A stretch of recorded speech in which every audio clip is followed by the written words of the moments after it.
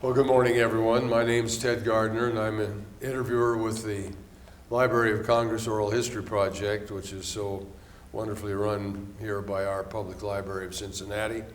And Dennis Daly, historian, graduate of the University of Cincinnati and master's degree in history, and he's our videographer. And we're talking today with a fella that I'm very excited about this. Walter Santel of Cincinnati. Walter, where were you born? Reading, Ohio. Reading, and when were you born? October 30th, 1922. Oh boy, oh boy. Well, we both remember those days, don't we? The 20s and the 30s? Absolutely. Tell me about your family when you were a kid. Well, my mom and dad had 6 children. 6? 3 boys, 3 girls. Wow. I was the second youngest of the 6. I have a sister currently who is 96 years old. Marvelous. Another one at 91. Wonderful. My dad lived to be 98. Hey. Unfortunately, my mother only made it to 72. And my 2 brothers are now deceased, and my younger sister's deceased. So there's 3 of us left, 2 girls, 1 boy. Well, it sounds like you got some good blood in you. Yeah. That's wonderful. Where did you go to elementary school? St. Peter and Paul in Reading, Ohio. Oh yeah, right up there in good old Reading. Well, and then from elementary, what? Went to Roger Bacon High School, St. Bernard. Okay. Well, that's a very interesting thing and not uncommon in Cincinnati, of course.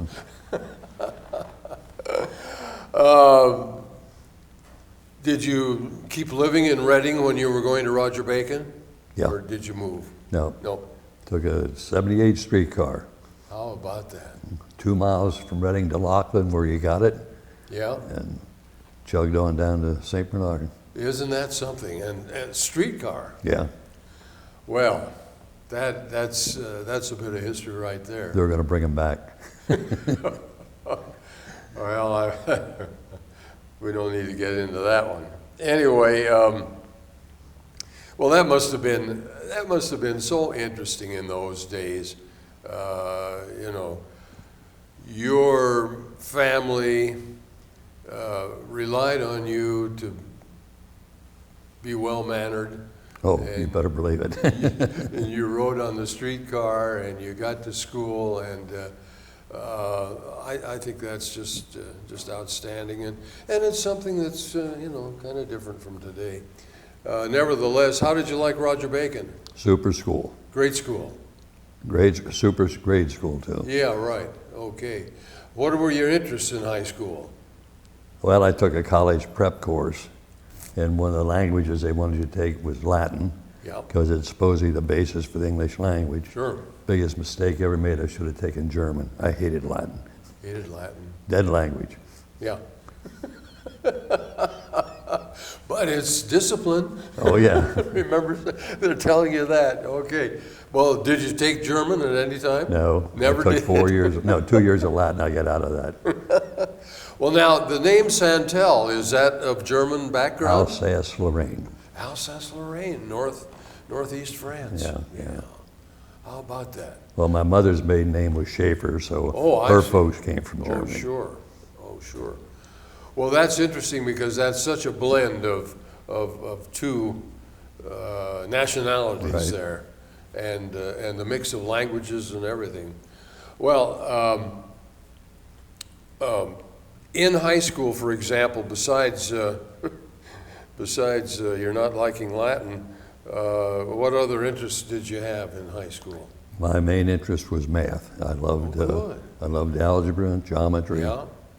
We didn't get into trigonometry, but we had plane and solid geometry. Sure. And I really liked math. Yeah. Well, that's there again. That's a marvelous disciplinary study as well. Did you have great teachers? Oh yeah. Well, back then we had 2 lay teachers. All the rest were either priests or brothers. I see. And one of the teachers was Sacco Wheathy. No kidding. Yeah. My God, the great Politico. Yeah, he taught American history. I didn't know that. Yeah. Isn't that interesting? I'm not a native Cincinnatian, so yes, well, I remember him, of course, as a politician. Oh, yeah. A big Democrat and all that sort of thing. That's wonderful. Did you play any sports? No, I didn't. Okay. Played in a band for whatever that's worth. Yeah. What instrument did you play? Trumpet. Oh, boy. Okay. Yeah, the king of instruments. Well, now, so there are always, in everybody's lives, there are points and days and dates that we remember and outstanding. And most people who lived through that era, like you and I, remember where we were on Pearl Harbor Day, December the 7th, 1941. Where were you? Working at Wright Aeronautical in Laughlin.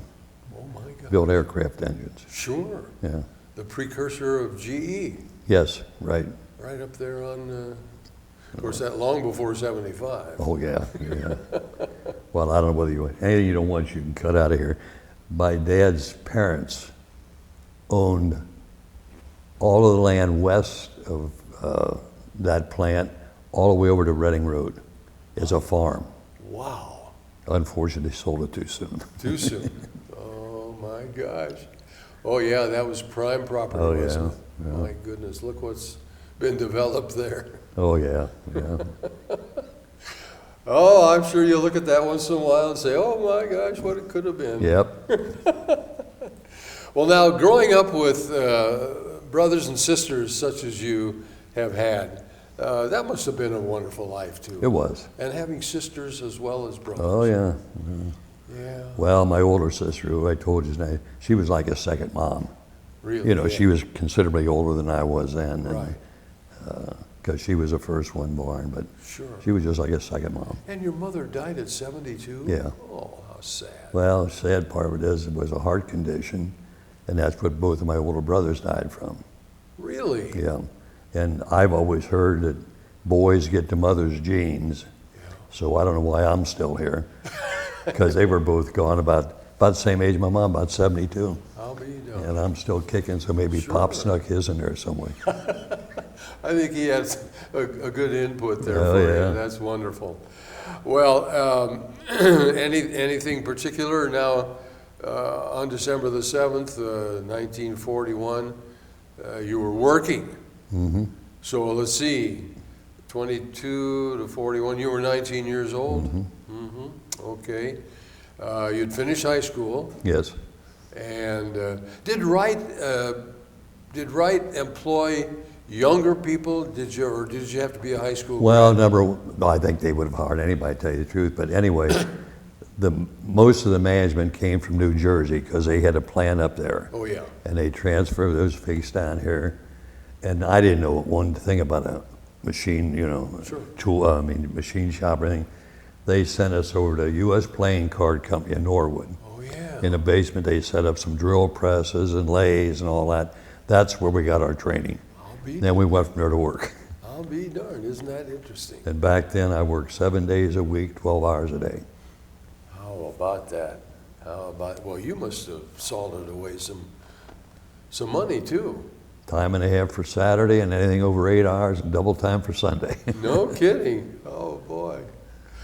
Well, and with your background and your training and education and everything, you were dedicated to your work. I mean, you. Oh yeah, I enjoyed it.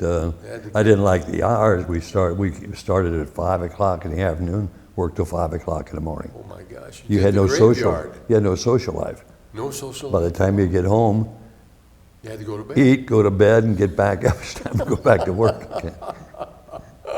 But that's the way it is. Well, that's the way it is, and during those days, that was a very, very, very important thing because we were beginning to have to gear up for that big war ahead. We so woefully had kind of let our defenses sag.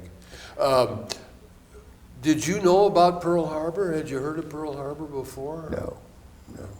That was very common, Oh yeah. way out there in the Pacific Yeah. somewhere. Yeah. Where's Hawaii?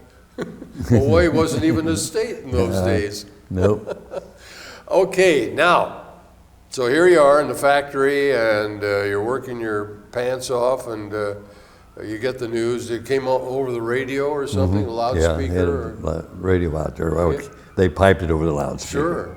Sure. How about that? Well, what was your reaction?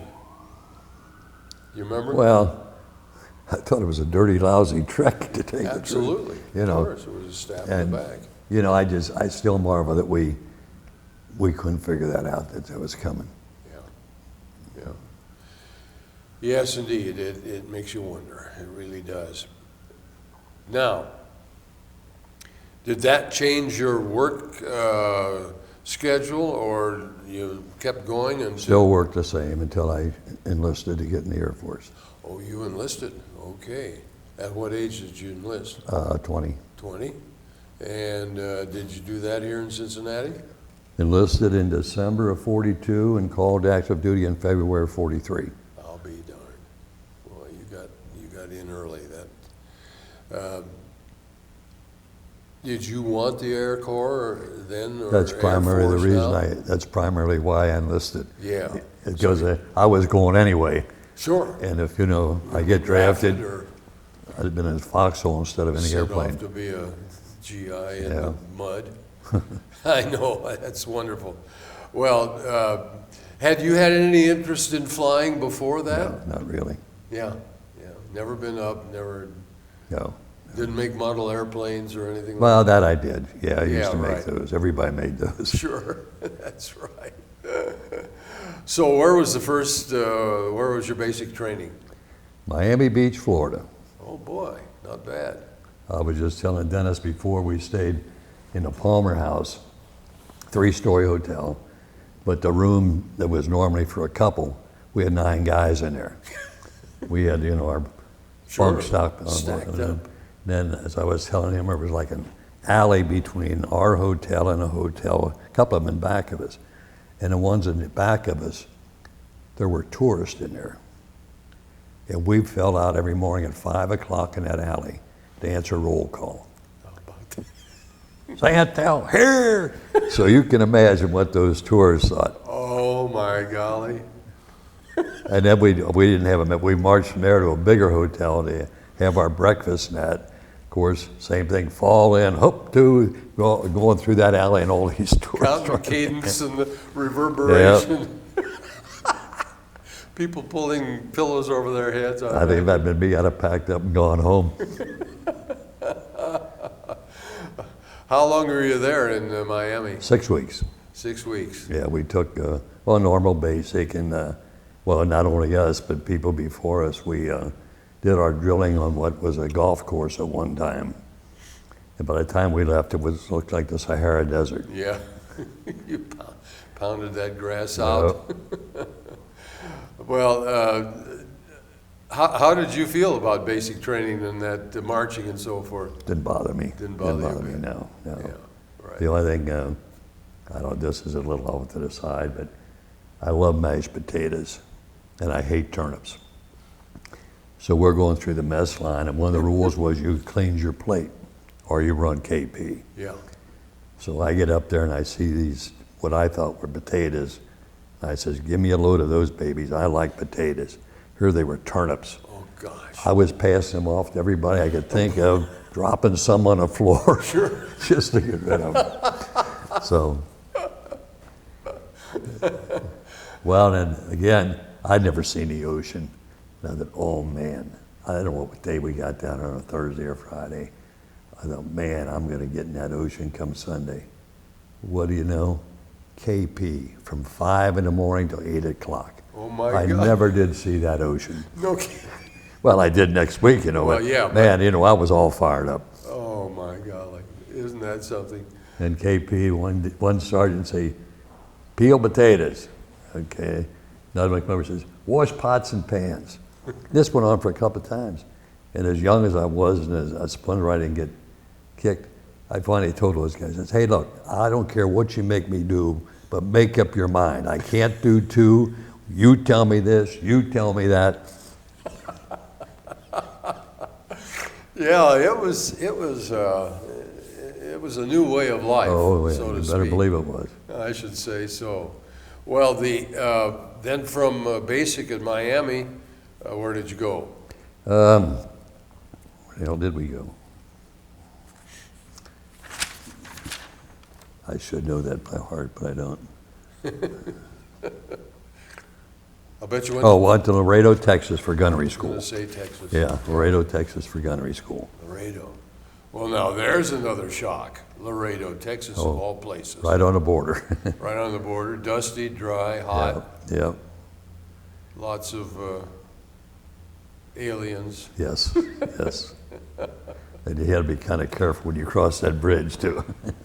Yeah, even back in those days. Yeah. Yes, I should say.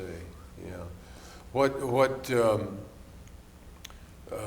So what was the routine of your training there at Laredo? Well, we shot the 30, 50 caliber. We also shot the Thompson submachine gun. Okay. For why, I really don't know. And then they would have a plane tow like a satin sleeve, and we'd be in another plane and we'd shoot at that rascal. Sure. And they had each shell marked with different colored dye. So they knew how many shots you made and how many hits you made. Right. And one of the things we had to do, we had to disassemble a 50 caliber, find a defective part, and tell the instructor to give you that part, put it in, put it back together again. And then after we did that, then they had us do it with gloves on and blindfolded. Because if you were at a high altitude and you try to take a gun apart, your fingers would have froze to it. Right. And if it was night, you couldn't see. So I still don't know how we did it, but we'd take that rascal apart and feel it with gloves on our fingers and everything else. Wow. But we did it. Yeah, that's great stuff. I'm very familiar with that too. Of course, the learning about armament and so forth was very, very important. Oh, yeah. Now, how about the cannons on your plane? Did you get to Best that we yet? had was a 50. That's the biggest we had. Oh, really? Yeah. Oh, I see. We had a turret gunner, 2 waist gunners, and I had a 50 in the nose of the plane. Okay. When did you get your first intro to the Marauder? Oh, that came down the road for a while. Quite We a while. went to Ellington Field for pre-flight. Ellington? That's in Now, Texas too. And that's where we got our classified. And I wanted to be a pilot. Yeah. Took that depth perception test, and back then it was nothing more than 2 sticks on a string. I don't know whether you had the I same thing or remember not. that very well. And you had a line that was 2 sticks up like this. Sure. Hell, I'd be that far apart, long or short. Really? They said, you ain't gonna be a pilot, fella, you're no way. So that's where I ended up for being a bombardier navigator. And also went to radio school there. Yeah. We had to take, I think it was 6 words a minute in Morse code. And I had my problems with that. I think I didn't make it a couple of times, and finally had a makeup thing on a Saturday. Went down on that Saturday, and for whatever reason, that came over just as clear as a bell. No kidding. I sat there and wrote that down just like that. All of a sudden it Yeah, just click, How just click. about that? Otherwise, it just seemed like garble, you know. Sure. So that So you'd worked. been soaking up that training and hadn't really been aware of it. No, until that it happened. just worked out. Well, now, at Ellington, was there anything else about Laredo that you wanted to tell us? No, not really, other than the gunnery thing, and Yeah. we And- weren't there, well, maybe 6 weeks, something like Any that. funny incidents or No, interplay with your fellow cadets and so didn't forth? shoot anybody, didn't get shot, so. Yeah, well, that's good. Okay, then on to Ellington, and that was primary, right? No, we didn't do any flying there at all. We were classified, we took our test, and I ended up being a bombardier navigator. Okay, all right. And oddly enough, from there, we went to Butler University in Indianapolis, Indiana. My gosh. We went there for 6 months, Uh-huh. went to class with the normal students, took the same things they took. The differences being we took aircraft recognition, Yeah. and of course we had our PT every morning, and then we'd do a parade on Saturday, and when we were finished with the parade, we were done for the weekend. Sure, But we spent 6 months up there. sure. There I did fly a Piper Cub. He had 10 hours in a Piper Cub. No kidding. How about that? Well, that was fun. I still got my logbook at home. No kidding, yeah. A lot of people don't know what PT stands for. What was that, and how did you like PT? Oh, well, it was physical training is what it was, but actually the football coach gave it to us. And he was about a 5'10", built like a barrel. And man, he put you through the paces. Boy. But, but we stayed in the field house up there and, well, went to school just like the college kids. That was pretty good duty. Oh, yeah. Well, almost everybody was doing it then. They Yeah. call that pre-flight. I don't know where they got that, but that's what we did. Right. Then after Ellington, where did you go? Barksdale Field, well, I graduated from Childress, Texas, #1. I graduated got my commission on June 10th, got a 15-day leave, went home and got married on June 17th. How about that? So, Your high school sweetheart, huh? yeah, Isn't just that about, nice? just about. Isn't that nice? And, well, then I was supposed to go back to Barksdale Field to be an instructor, Now, Barksdale is where? Louisiana. Louisiana. So anyway, I bring my wife with me, and we find a place to stay. I don't think it was there a week. And he says, there's a shortage overseas, you're going overseas. So pack my wife up, send her back home. Yeah. How about that? And you did train travel in those days, didn't you? Oh yeah, well, we missed, well, we'll let that go. But anyway, no, then I went overseas on the New Amsterdam, which is a former cruise ship. And I understand it still might be in business, I don't know.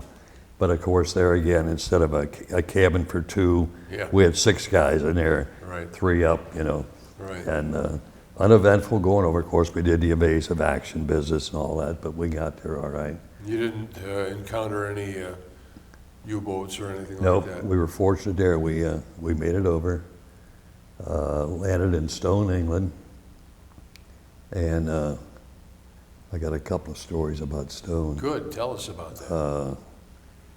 Well, #1, that's when I found out that my brother had been, he started off in North Africa with Patton. He was wounded in Sicily, and he was in a hospital in England.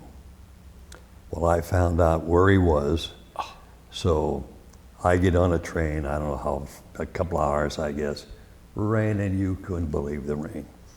Get to the train station, I says, where's such and such a hospital? He says, that's 5 miles up the road. I says, you don't go any further? He says, no. So there I go, trudging through the countryside, pouring down rain, get up to the hospital, walk in there, and Sergeant under here says, Sergeant, I want to see my brother. This is 2 o'clock in the morning. He says, you can't see anybody at 2 o'clock in the morning. I says, you want to bet? I says, I made this trip up here. I walked through the pouring down rain, and I'll never get another chance. I'm seeing my brother. Well, I think he called the OD or whatever. Finally, they let me in, and oddly enough, he was laying on the side facing the other way. And we always called him Pex. His name was Paul, but we called him Pex. So I walked in there, and I says, Pex, the hell are you doing in that bed? Get up. He jumped about a foot high.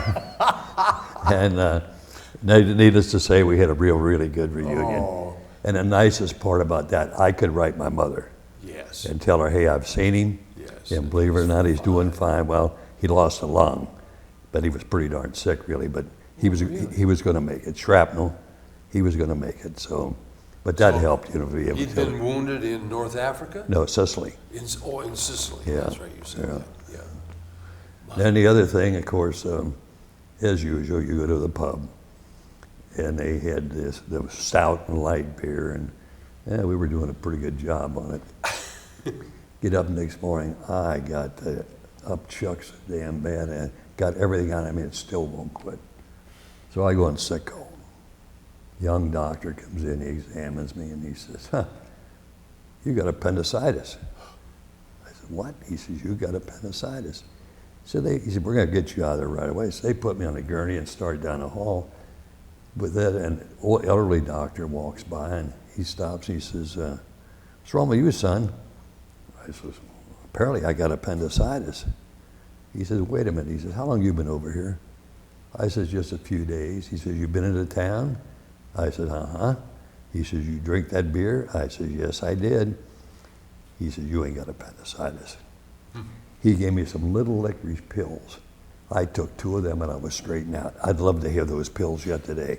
Oh, boy. Not that I get in that shape anymore, but if he hadn't come along, Isn't that? they'd have taken my appendix out. Oh, my gosh.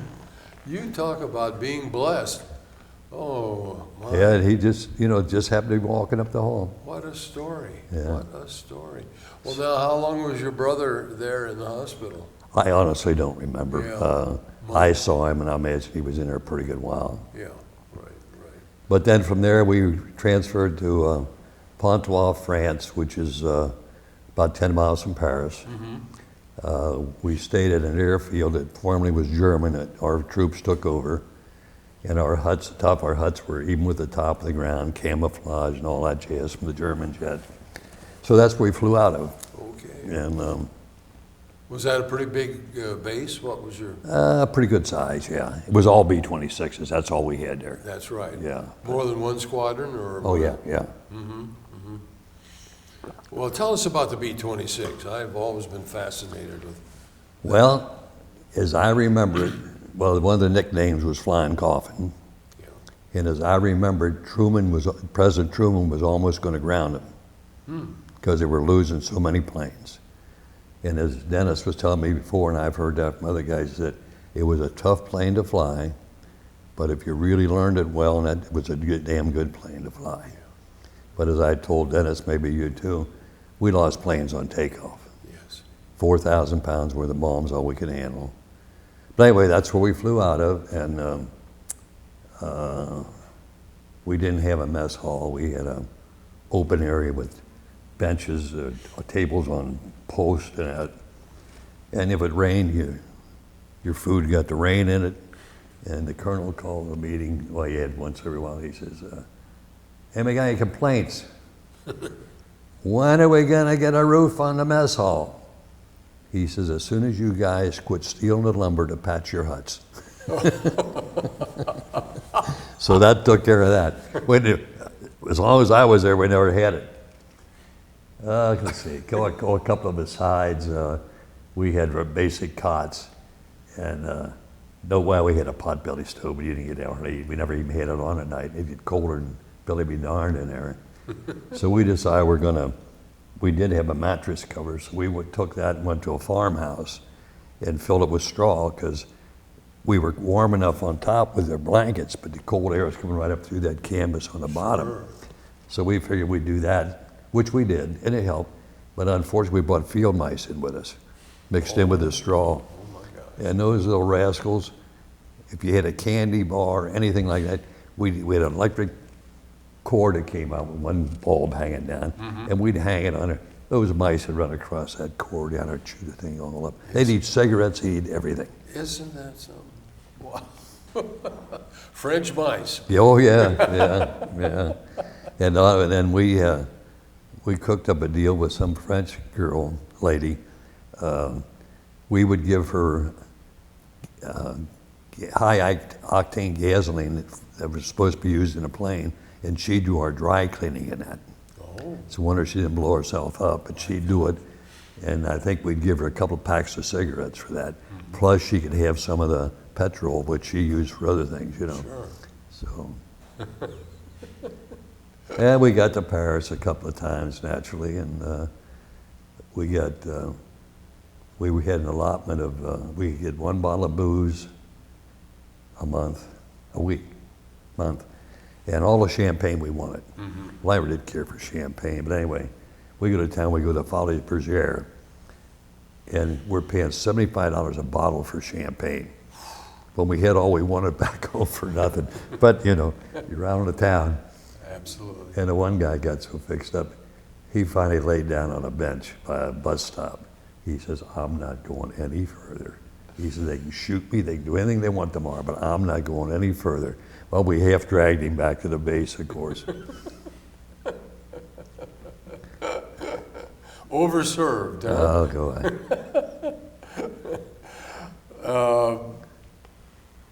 Tell us about your feelings about, well, in the first place, a bombardier navigator as you were, you had tremendous responsibilities. Well, yeah, we had an Norden bomb site back then. Oh, yeah. And, well, it was top secret, you know, and all that jazz. But actually, once we got on the bombing run, I controlled a plane through the bomb site. Right. We had two knobs on there, and of course, we had to get down like this. And one was for this way, and it was your speed. And then there were two hairs on there. And if you got everything just right, as soon as they met, the bombs went. So it was automatic, but I controlled, you know, the speed of the plane and the direction and everything else through the bomb site. Right,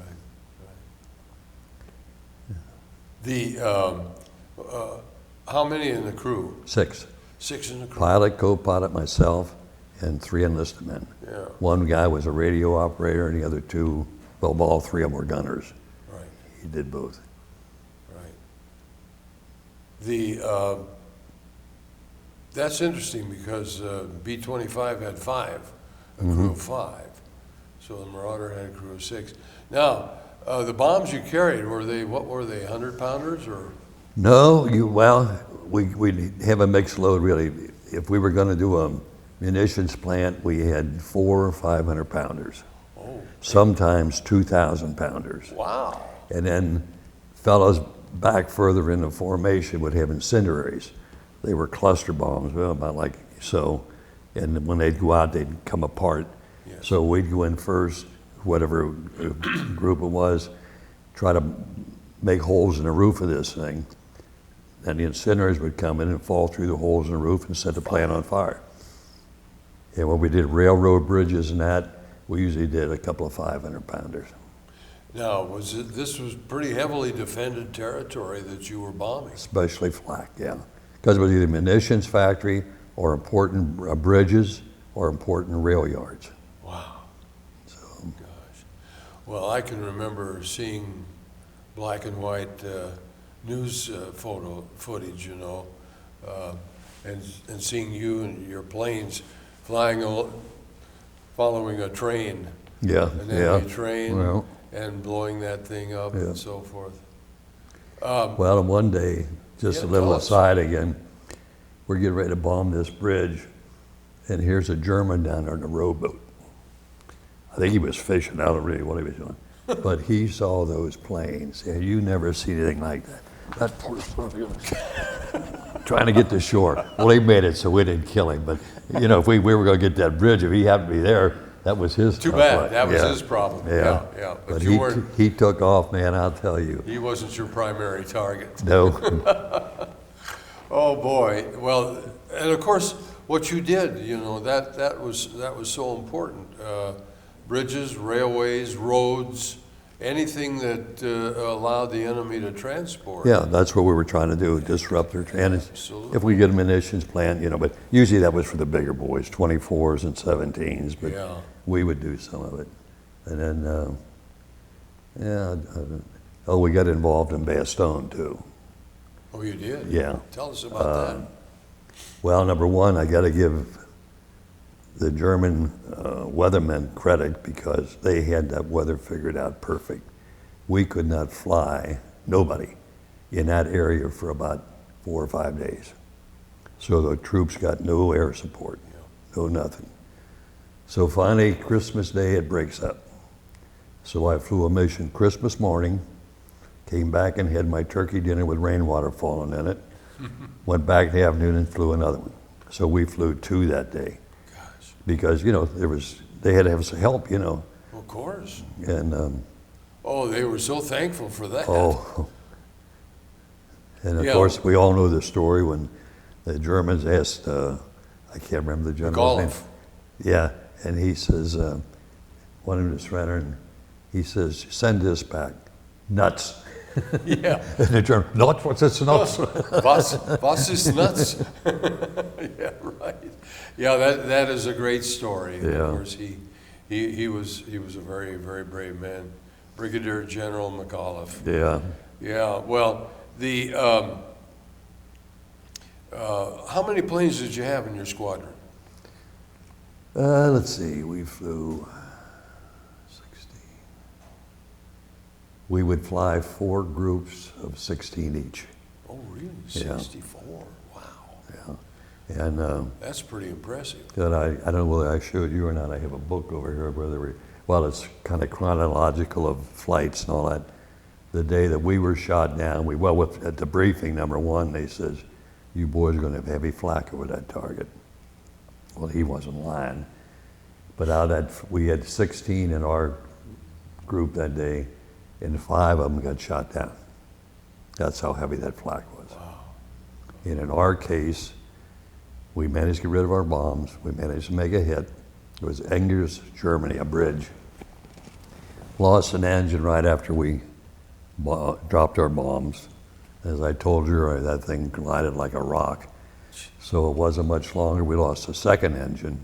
Well, that was it. That was it. And oddly enough, this was near Trier, Germany, and we were only about 10 or 15 miles from our lines. But we just couldn't make it any further. So anyway, I'm up in the nose, open the bomb bay doors. Pilot had told me, we gotta get out, boys. So I have to crawl through the co-pilot's feet to get back there, and I could not wear the regular chute, the seat chute, because I couldn't get through up to the nose with that on. So I had what they call a chest pack. And I had a harness with 2 hooks here, and I take the chest pack and hook it on it like that. So anyway, I go back to get my chest pack. It's laying on the radio table, and hydraulic lines have been hit. My chute is absolutely soaked. I thought, that son of a gun ain't never gonna open. Well, I had no choice. So then I get back to and the 3 gunners are back there arguing over who's gonna jump first. I said, hey guys, you're supposed to be first, I'm second, co-pilot's third, pilot's, I said, get out of here or I'm going. Well, they finally went, and actually I went. And another odd thing, did you fly? I did not fly at sea. Oh, okay, well. But I flew. You might not be familiar with this thing. Well, I went All the through- while you were in cadet training, you had an officer's cap, Yep. but you had to keep a grommet in it that kept it stiff as Hades. Right. Well, the minute you graduated, you could take that grommet out. And we'd take that thing and twist it and sleep on it to give it that 50 mission crush look. Exactly. So anyway, when I bailed out, I got my hat on. And oddly enough, of all the things that I should have been worried about, I bail out and I look, there goes my hat. I said, damn, my hat's gone. Just stupid, So anyway, I pulled my ripcord, my chute did open. I thought it was gonna be that silk. I thought, hell, that's gonna be all congealed together. Yeah. Chute opened, all right. Landed, as they teach you, try to head for the woods and work your way back to your line. So there's a woods up the hill there a little ways. So I take off. I think there was about 100 Germans chasing me. And I'm running. Well, finally, one of them got me, thank God, in the leg and not in my head or my heart. So that was the end of my running. And I had my flight things on. We carried a 45 pistols, all we carried, pardon me. And I'm laying there thinking, should I take one of those guys or not? And I thought, I don't think that's a good idea. I think you were outnumbered. Yeah. So I waited. And they came out and got me, and they hauled me into a field hospital, and they did treat my wound. And I'm missing something, but well, I can come back to that later. So anyway, they treated my wound and laid on a cot again, but somehow or another they put, it wasn't a plaster Paris kit, it was like more heavy wrapping, and why they did it, but they took a piece of like chicken wire and went up here and bent it up around my knee. And anyway, they got that thing digging into my knee. If I laid in bed like this, I couldn't stand it. Wow. Well, I finally got through to them. You got to do something with that chicken wire that's in there. So they did. But anyway, while I'm in this, right at this field hospital, I saw one of the enlistment. That's all I saw. And I says, what do you know what happened? He says, yeah, we all made it but the pilot. His chute did open. Oh, It was too close to the ground. yeah. And I didn't say anything to the gunner, but I blame them for his death. Because of their arguing. Yeah, because they wouldn't get out. So anyway, that was that. Diet in there, I can't complain. The Germans didn't have that much. But anyway, we had a, pardon me, I'm gonna get this. We had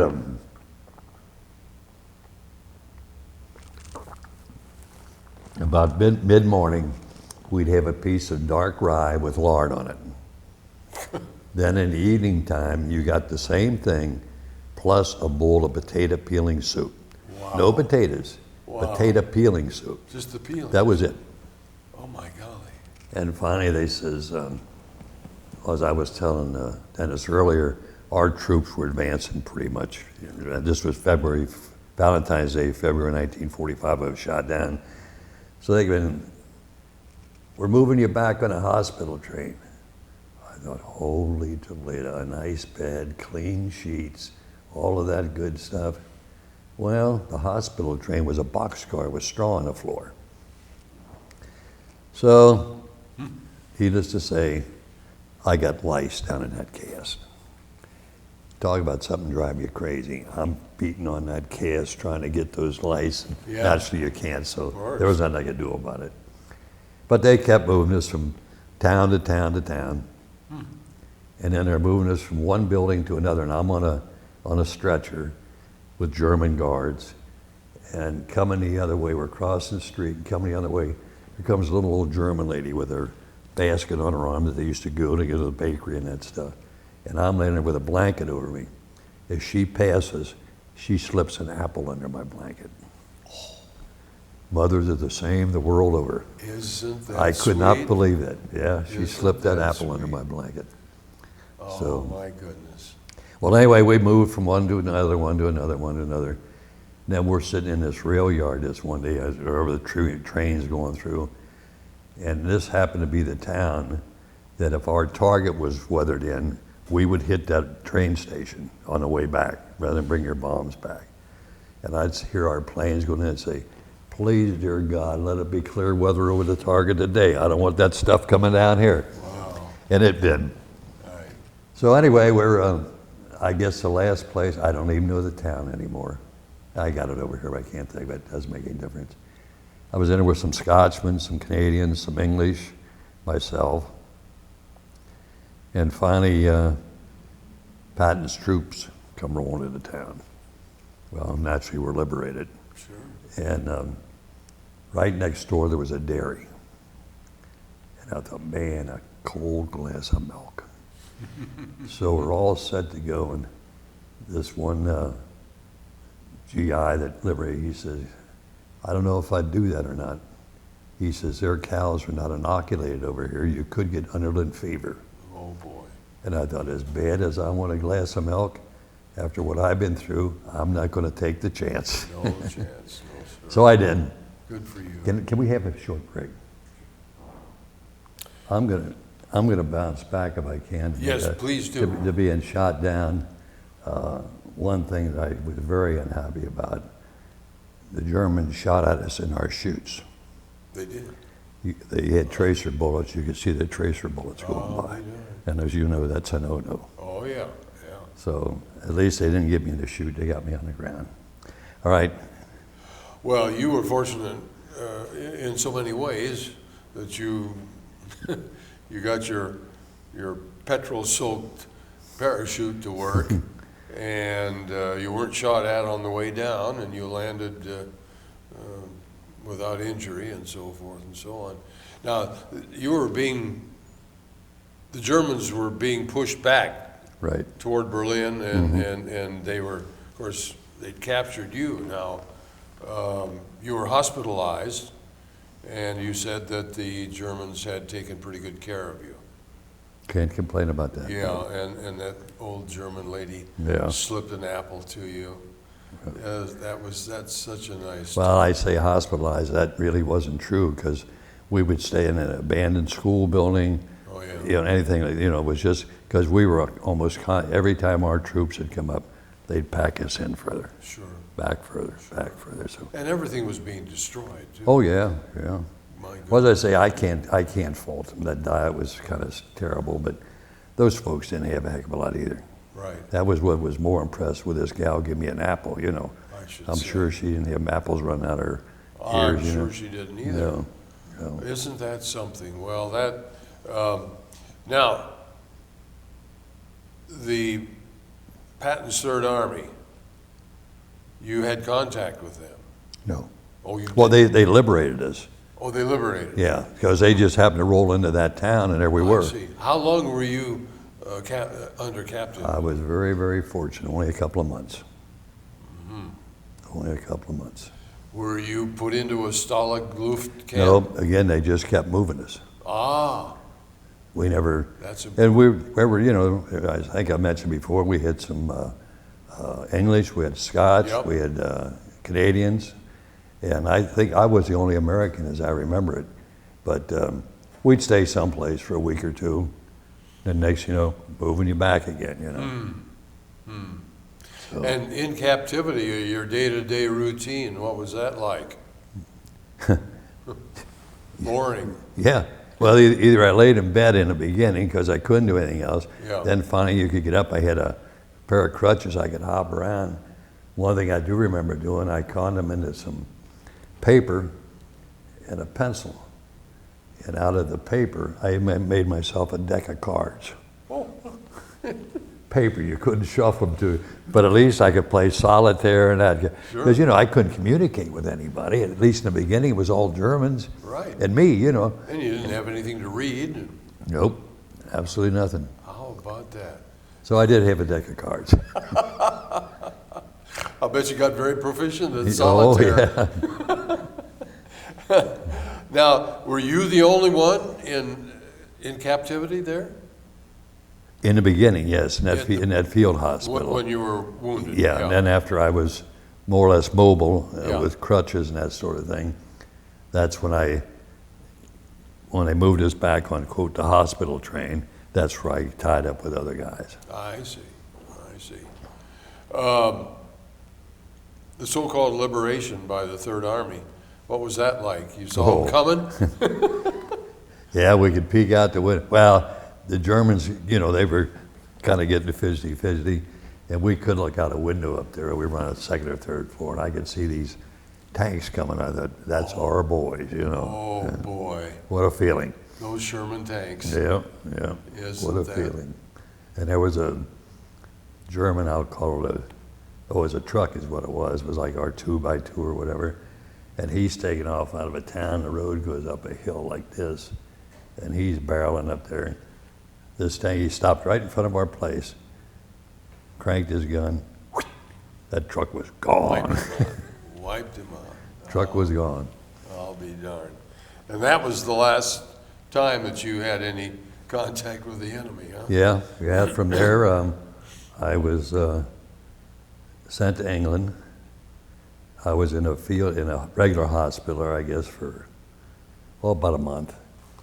And I say oddly, maybe it wasn't oddly enough, but I was on penicillin. And when you were on penicillin, they saved your urine because they distilled it and reclaimed the penicillin. Because penicillin was just in its infancy, really. There wasn't too much of it. Right. But anybody who was on penicillin, you had yourself a jug to urinate in, and when you were finished, you'd go to the lab and they'd reclaim the penicillin out of it. I'd forgotten about that, yeah. Yeah. Yeah. So that was, you know, that was all sweet bed of roses. And then from there, they flew me to Prestwick, Scotland. And from there, I flew home. Well, I flew to Cryle General Hospital in Cleveland. And I guess I was in Cryle for a month and a half, maybe 2 months. And then I got several leaves out of there. Well, naturally, first of all, my wife came up to see me right away. And she pulled in the train. I met her. And I forget what hotel name, it doesn't make any difference. But anyway, we get a cab until we want to go to such and such a hotel. So we pile in. He goes out and he drives around town for a while, comes back. I come to find out later the train station is in the basement of that hotel. We could have walked over, got an elevator, and been up in the lobby. Now that was pretty chintzy of a cab driver Boy, back in I'll those say, days. taking advantage Yeah, of you yeah. like that. And you know, he knew that as well as anybody else did, but I didn't know it till I got to the desk. Oh my gosh. And I told him, I said, well, we took a cab here. He said, you took a cab? You were right downstairs. Oh gosh. All right, so from there, let's see where I'm at now. I'm in Cryle, yeah. So I got a delay en route to go home after my wife, a real good reunion actually. Went home for 45 days, went back, and then from there they sent me to just outside of Denver, Colorado, Colorado a little Springs. town. No, it was a little town. Now, you were still being treated for your wound. Well, no, by that time I was out of, when I got out of Cryle, then I was going on rehab, I see. So we're out there and we rented a room and some kitchen privileges from this gal, and real nice people. And all I did, I made some rings and bracelets and wallets. We had this quartz out there, we had a grinding wheel we could polish it on, and they furnished us silver to mount it in, and then you took the wallet and made those stamps in it, so. Anyway, but my wife's telling this gal, she says, I can't get pregnant. She says, I'd love to have a kid and I can't get pregnant. She says, I got news for you. She says, you'll get pregnant in this mountain air. So I think we were there maybe a month, 6 weeks, and shipped out of there, went to North Carolina for more rehab supposedly. Good gosh. And that was the dumbest dang thing they ever did. Well, we're right by a swamp, and again, we couldn't find any place to stay. Finally, I find a room on the second floor above this bar. And we're up there, 1:30, 2 o'clock in the morning. Bang, bang, bang on the door. Mabel, you in there? Finally, he's gone. Tootsie, you in there? So I go and get the big chest of drawers and pull it over and put it in front of the door. When I do that, red cockroaches about like that came flying all over the place. Oh my wife about died. Oh my goodness. But anyway, as you guessed along the way, we were staying in a house of ill repute. We had a room there. Right. So anyway, we didn't stay there long because I complained like crazy. I said, you call this rehab, you're crazy. So anyway, then from there I got to go to Fort Knox, Kentucky. I was on detached service because that's an armored thing. Our only responsibility, there was a major, I think 4 or 5 others. We'd meet the troop trains no matter what time they came in.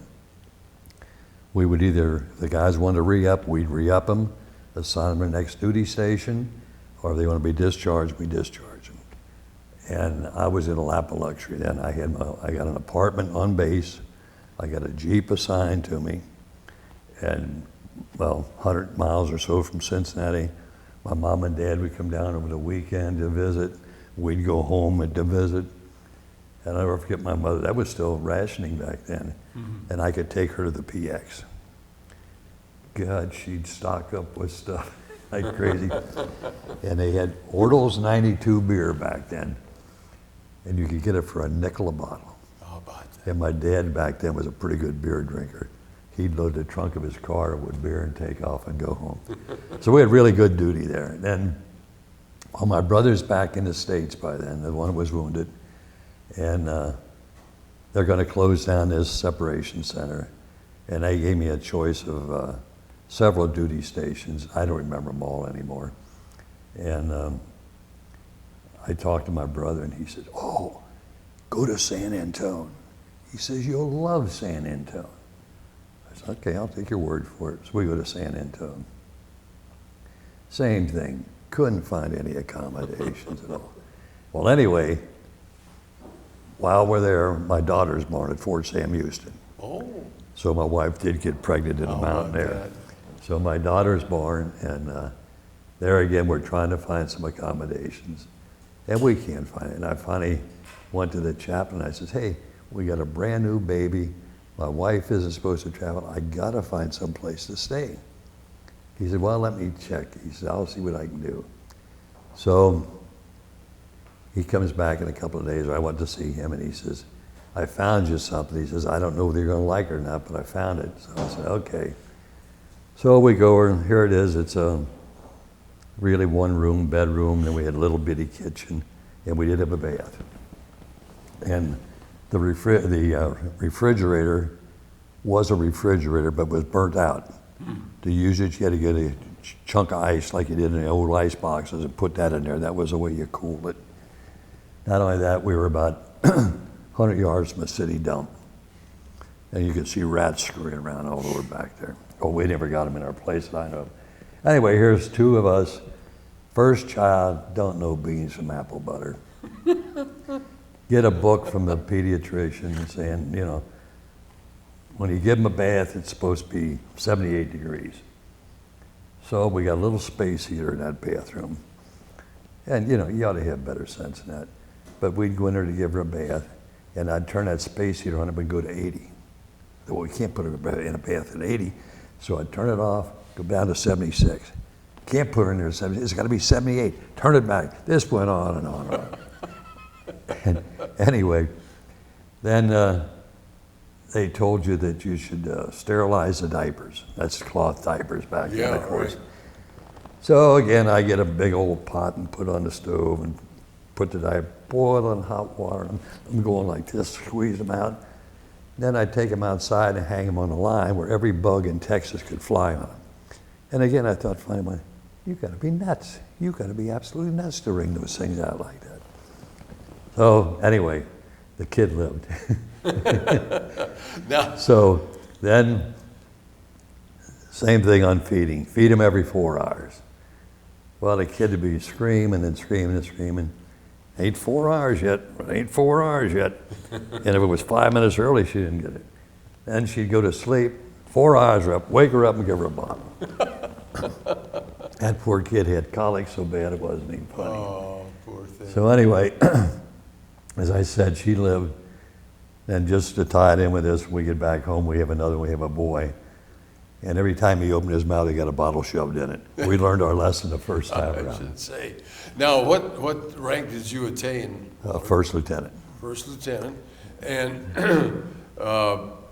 we're just about out of time, but what was your career after you got home? And I ended up working for the newspaper, Cincinnati Enquirer. oh, you did? Yeah, I was in charge of, well, I'll call it distribution, or trucking, or carrier delivery, Oh, yeah. sales, Sure. and, well, naturally complaints, and all Very, that other good stuff that goes along with That's it. very, very interesting. So I spent my entire life, working life there, other than before I went in service. Yeah, I should say. So here you are back in good old River City, and thankful to be alive. And, Amen. And of course, you're Amen. starting a wonderful family. Yeah. Isn't that? Well, my children are both above 60. I have 7 grandchildren and 8 great-grandchildren. Congratulations. I think that's. Well, I didn't have too much to do with that. I started, but it went on from there. No, but the important thing is that mountain air Yeah. back in Colorado started. helped things out for the first time. Englewood, that was a little town. Englewood, Colorado. Oh, yeah. Well, it's you've had a remarkable life, a remarkable experience. You have had tremendous devotion to your country, of course, and for which we're all very, very thankful. And we're thankful to you for what you did. And do you still have any contact with any of your old No, flying buddies? unfortunately, you know, They're all gone, or well, I don't know that, but It you is know, lost. that's the other thing with being a BW, you know, they're supposed to send your clothes and anything else that you got. I never got one stitch. never got it. Never got a thing. Never Never got got a thing. No. So, Well, well, listen, you did your part for your country too. Well, And I just thank the good Lord every day that absolutely. one of those bullets didn't get me here or Right. here and just got me here. Yes. And I wouldn't want to do it again, but I wouldn't miss it either. That's the same way. I think we all feel that same way. Well, thank you so much, Walter All right, Santel. appreciate it. It's been a great honor and a Good privilege. talking to you. Nice to meet you, and thank you for everything that you've done. And you're going to get a DVD of this interview. Well, for I'm a you and little your bit of a family. blabbermouth when I get going. So Oh, I, it's so when wonderful. we're-